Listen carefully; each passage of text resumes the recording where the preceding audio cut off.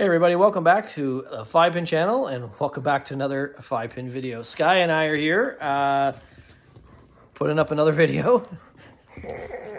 Yeah, she's got lots to say today. Yeah, so I guess it's the end of the season and I guess tournaments are wrapping up and everybody's moving on to prepare for, I guess, the summer off, or if you are fortunate enough to be playing some national events, you are, getting yourself geared up to attend those, whether it's the Open or Masters. Our season here in Newfoundland has come to a close, and we had a great closing tournament for the season, I guess you could say. NBT held at Holiday Lanes, and if you watched the videos in the past, then you'll know that I've been on the down and out, I guess. And that I did qualify for Masters Nationals in Winnipeg this year, and I haven't really been able to bowl because of my injury to my wrist. So I kind of had this set up as a kind of a gauge to see where I'm at for that that tournament. So I won't sugarcoat the beginning. It absolutely sucked. I played the draft trios on the Thursday evening, and it was terrible. We bowled 3 games. My first game, I bowled a 158. And then the second game is something that I haven't done probably since I was a child. I picked 3 left 2 pins in one game, and very discouraging. Obviously not myself, bowling with some pain, but I decided that physical pain is better than emotional pain, and I just kind of played through some pain and salvaged my night. I had like a 290 or something like that the last game, and kind of made things work. So Friday night there was Survivor. Did not play that event just because I wanted to make sure I had like a day in between to see how I recovered from bowling 3 games in a tournament setting. Now I did bowl a few games. I think I bowled 5 games earlier in the week. So I was a lot of bowling for someone who hasn't bowled in a couple of months, and I think my dog's gonna fall off the couch here, but. So then the main event Saturday, 2 shifts, and I booked in for the first shift, and I bowled better than I was expecting to bowl, to be honest with you, but still not competitive by any means. I think I averaged 229 for 8 games, and I considered that a victory, I guess. I did take some footage of that shift, and you know what? Maybe I'll just show some balls here, and then we'll pick it back up after you see how not me it looks like. I guess you could say. So here we are. I guess everything, on the surface looks all right.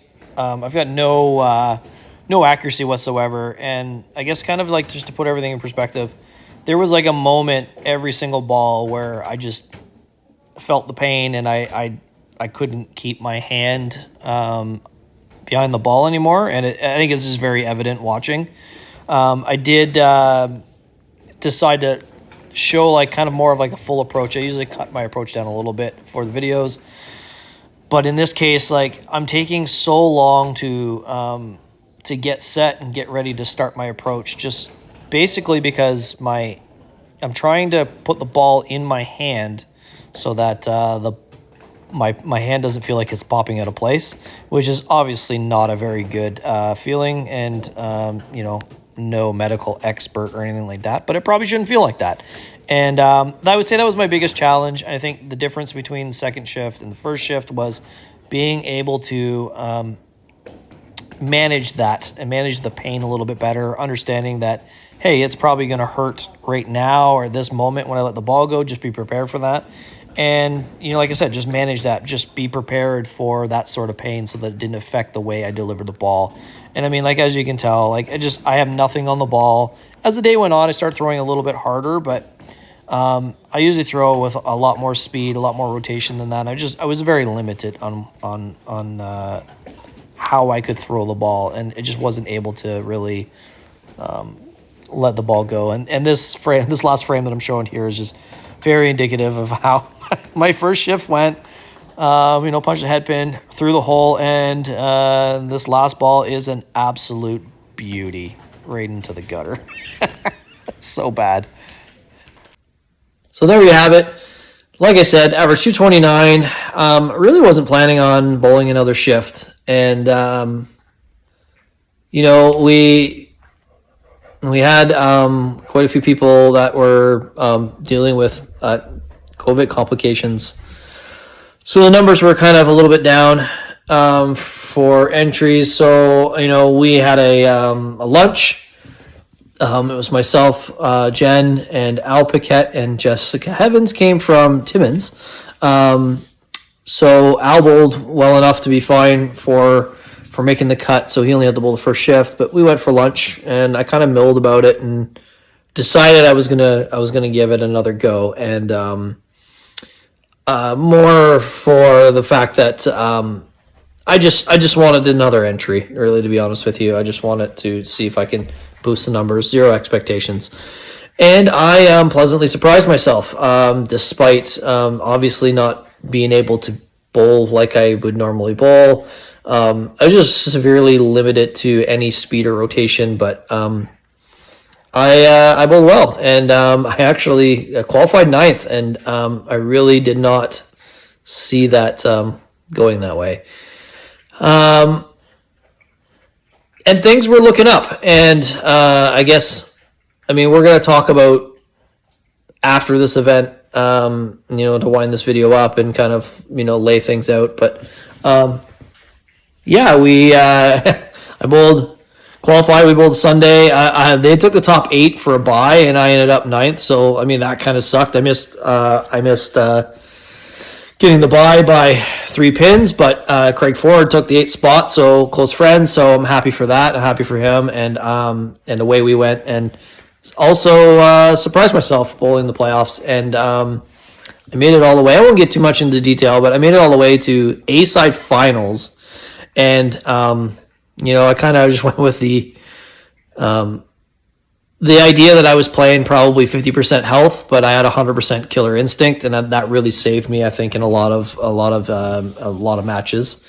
And I had the bowl Shane Chafe, and I started out really, really good. I think I started on the front 4 or 5, and then get roasted on a corner, and then he stuck with me the whole time. And I think I lost that game 330 something to like 320, and then I ran out of gas. Overall, super optimistic. Everything was great. So happy. And then the following week, I was able to get in and get an X-ray done on my wrist. And kind of maybe what I suspected and worried about was that it is very apparent that I have torn ligaments in my wrist. And not advised, I was told basically, hey, your season's over. My first reaction was, well, yeah, it is, but after Masters. And I was, I kind of just slept on it for a night, and I came to the conclusion the following morning that I'm going to have to pull out of Masters Nationals, unfortunately, because, if you followed along in my little journey here, I hurt myself bowling provincials for the Open. And my injury, in my mind, cost my team going to nationals. And while that team that we bowled from Plaza was really, really, really good, I just think that we were dealing with more than just bowling. We're bowling with 5 people. We were severely handicapped, and that really played into things. I think things would have been different if I was able to bowl. And that being said, I don't want to ruin a group of bowlers' chances at going to nationals and winning gold twice in one season, or twice for that matter, any season. And I just feel like if I'm not 100%, I'm kind of doing that, I think. While I proved I can bowl very well, I don't think it's fair to go out and I'm not necessarily worried about hurting myself further. It's just I'm visibly not 100%. I'm visibly injured, and I can't with good conscience do that to my potential teammates. I told them the other day that I'm out, and unfortunately, I just don't think it's the right move.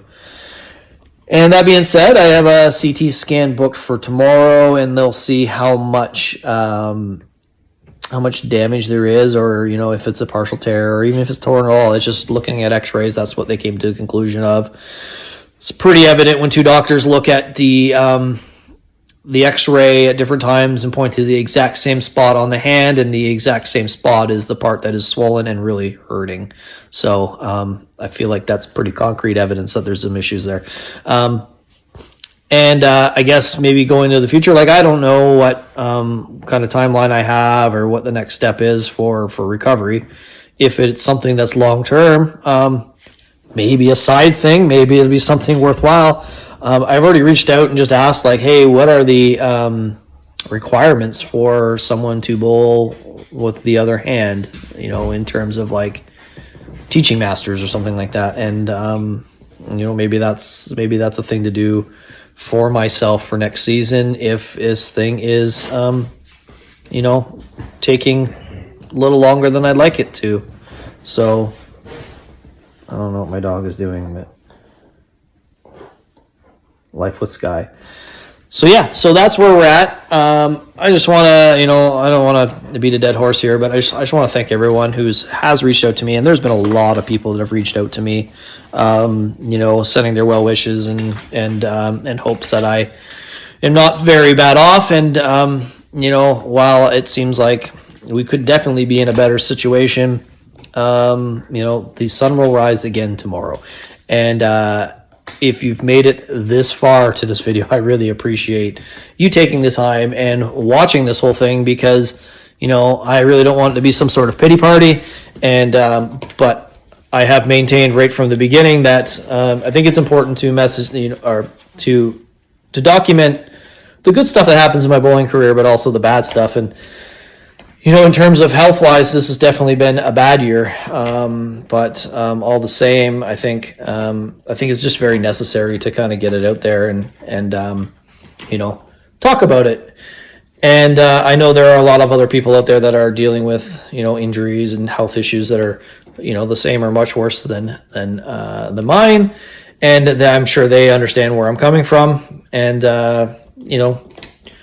hopefully we'll get over this pretty quick, and maybe next season will be a lot more to look forward to. But I guess in the meantime, I know I've said this in previous videos as well, that we're going to find other ways to create content. Look out for Avery to maybe put out some videos in the next little bit. He got a sweet mic that he's just dying to use, so I feel like that will be something that'll probably happen in the future as he kind of makes his way back. Shout out to Avery, actually, by the way. He also bowled really well in the NBT and made it pretty far into the playoffs on the Sunday. So in terms of him making a comeback, like I think it was a big deal. And hopefully he's going to be out on the lanes, working on his game and making a full schedule for next year. Anyway, thanks for watching. I really appreciate anyone who has taken the time to watch, my little journey along the way. It's very appreciated. If you've come this far and you haven't subscribed to the channel, but you like, content for 5-pin bowling, please subscribe. It helps me immensely. It just makes me realize who's all watching. I know that like 30% of the people that watch my videos are subscribers, and we get like a couple hundred, maybe 300-400 views per video currently. So it tells me a lot of people are watching that are not subscribed. So hit the subscribe, send me a comment, just kind of give me an idea what you think good content will be, and we'll hit you up on the next video. Thanks for watching. Good luck and good bowling.